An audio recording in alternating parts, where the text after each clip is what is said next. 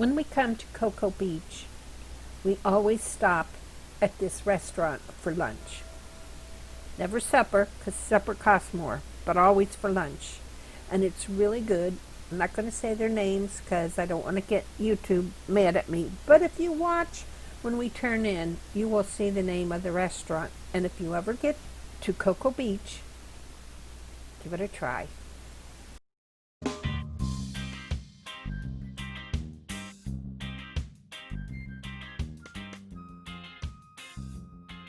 We always stay at the Days Inn in Cocoa Beach if we are using the cruise port of Port Canaveral.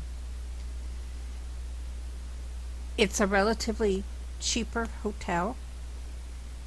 They will take you to and from the port, and they will store your car for up to 3 weeks at no cost.